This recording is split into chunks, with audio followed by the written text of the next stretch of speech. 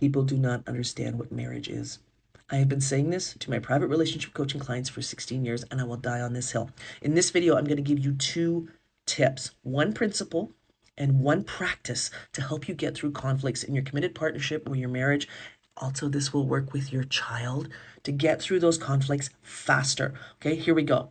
Now, listen, one of the rudest awakenings about marriage is that everything's not easy and you still have conflict and difficulties and challenges, and things are, sometimes you go through protracted periods of not feeling close, not feeling connected because you're working through stuff.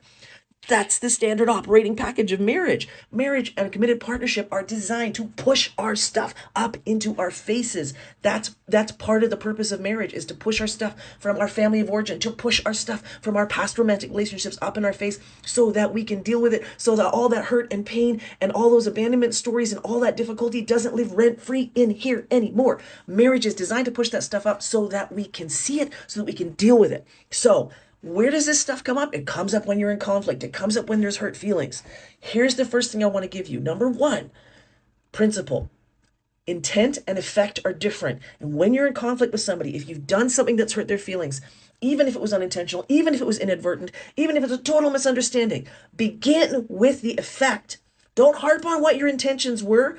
That's very often a very short route, an expressway to defensiveness, which is one of the worst things we can do when we're in conflict. Of course, it's human to get defensive. Defensiveness is self-protectiveness. So it happens sometimes, but focus on the effect of what happened. Talk about intentions later. If the other person and you have calmed down, that's the time to talk about intentions. Focus on the effect of what happened, of what you said or didn't say. Focus on the effect first. Number two, for the person who's feeling hurt, for the person who's feeling aggrieved, for the person who's feeling slighted or offended or insulted, or their feelings are hurt, whatever it is, I want you to memorize these words. The story in my head, the story I have in my head is A, B, C, D, X, Y, Z.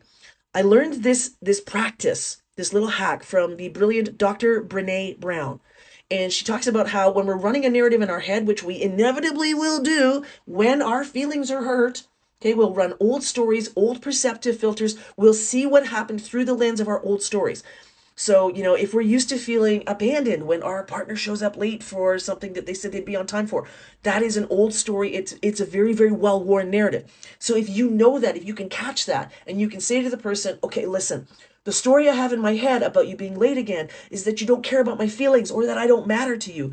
It's an old story, but by saying it this way, it helps you to perspective take with yourself, to cop to the fact that there's an old story running, while the other person can focus on acknowledging the effect of their actions. Try this out. Let me know how it goes. Let's have a conversation in the comments. Take care now, y'all.